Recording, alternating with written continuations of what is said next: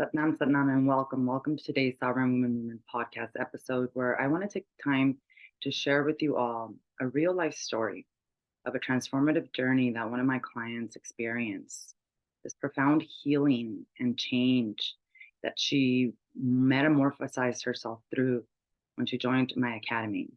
We'll look at today specifically how this journey reflects to the broader possibility that is available to you, especially if you're someone that has never experienced or integrated any type of healing work. We're going to be highlighting the impacts of ancestral healing and emotional liberation in transformation, not just in individual lives, but also familial dynamics. And what we're going to talk about today is also really important because we'll be able to really apply real life application and results of the methods and the teachings that I share in my community. Now, with this particular client, a lot of her situation resonated with me. Yesterday, in the podcast episode, I shared a little bit about my own personal journey, which you can go check out for further detail. But when this woman first joined my academy, I really saw myself in many of the things that she had gone through. They were not 100% the same, but they carried the same types of themes. For example, she herself was someone who came to the academy with a lot of dysfunctional growing up, a lot of home chaos, where her own parents needed a lot of healing themselves. She also came to me during a time where the amount of guilt, depression, and anxiety that she was going through was so overwhelming that she literally had no throat chakra, had no voice, dressed in a way that really just made sure that she didn't stand out, and also just wasn't able to even look at someone directly in the eyes when speaking to them. A lot of it also was perpetrated from her experience a few years back where her husband tragically died suddenly, leaving her behind with children, 4 children, one of them with disabilities, and just a lot of guilt and a lot of fear and a lot of thoughts about what could she have done differently, or could she have helped in any way, shape, or form. So even though it had been a few years since her husband had transitioned, she still was going through the grieving process. And I don't even think that she understood what grieving was, or that she needed to really feel those emotions in order to heal them. And when she came to the academy, she came to us without any experience of Kundalini Yoga or any type of yoga, any type of meditation. In fact, she was raised Catholic. She had never even heard of Kundalini. She had never heard of spiritual psychotherapy. She had never done any type of inner healing work.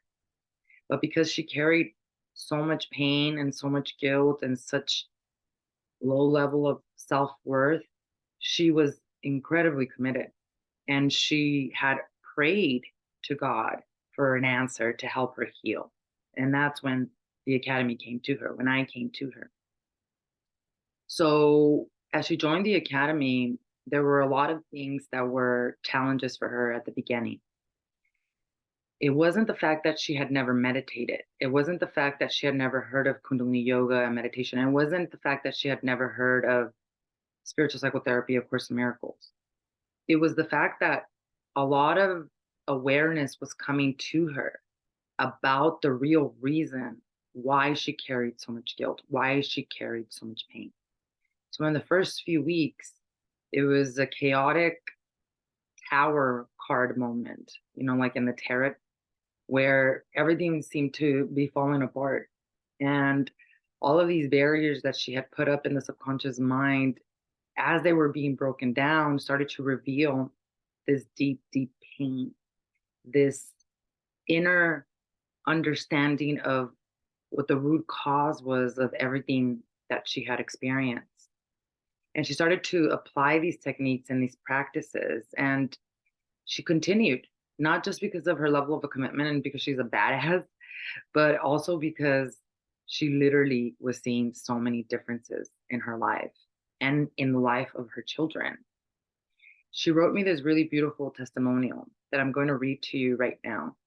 And it is correlated with some of the dramatic changes that she actually started to experience within her own lineage.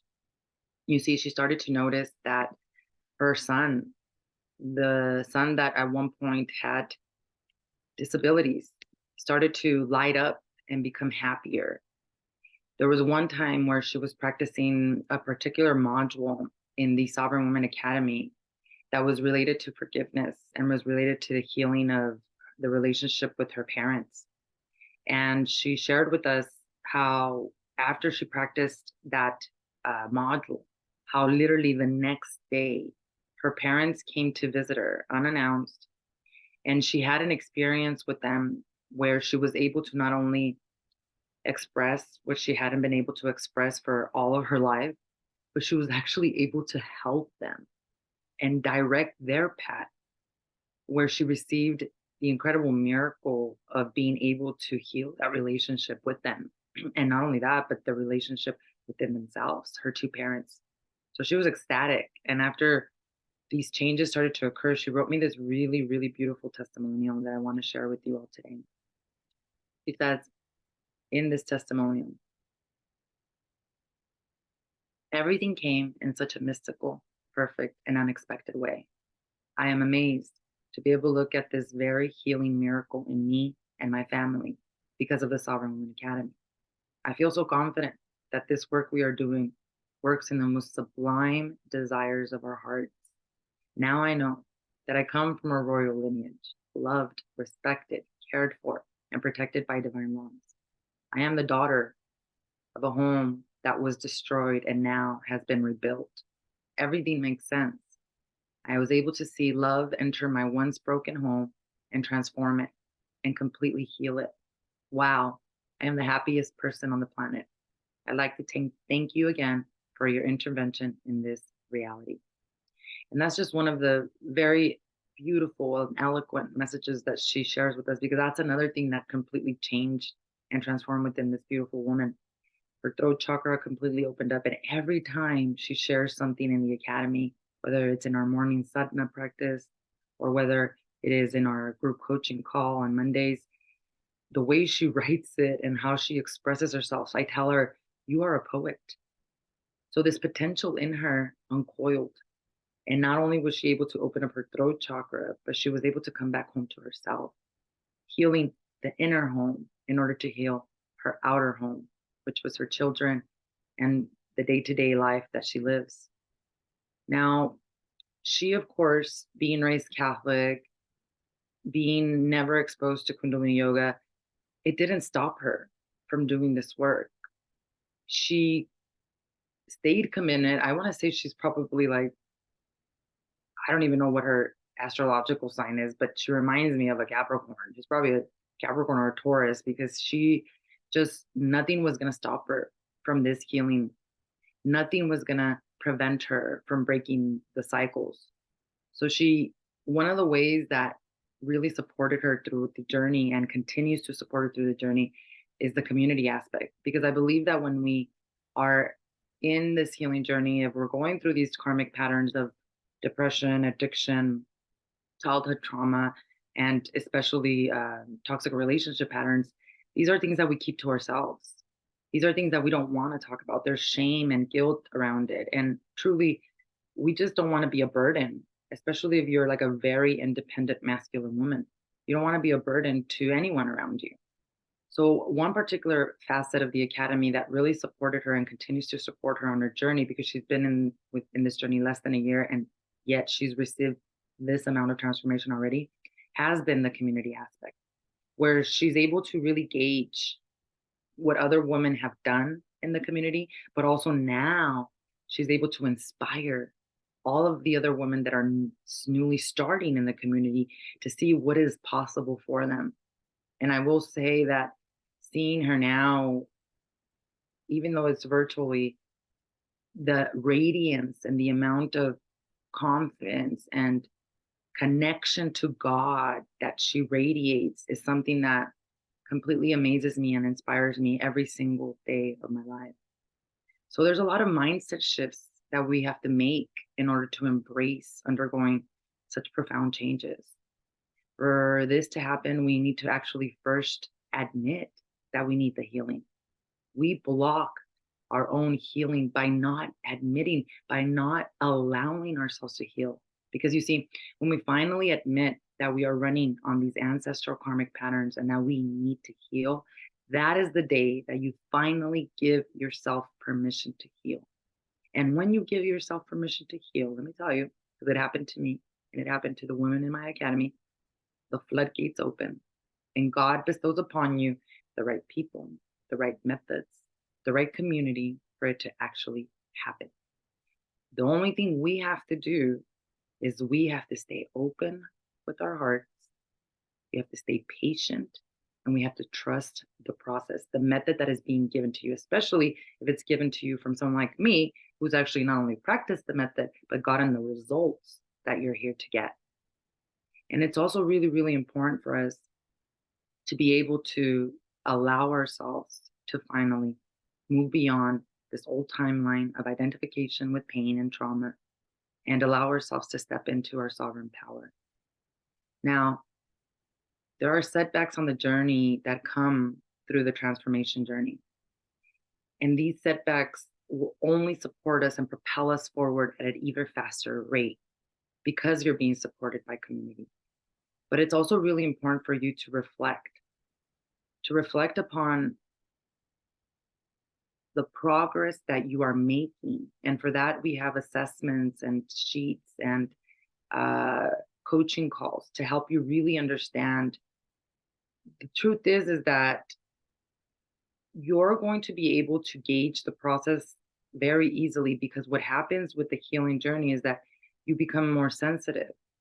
You have, instead of negative emotions running through your body, you have chi, you have prana that's moving through your body.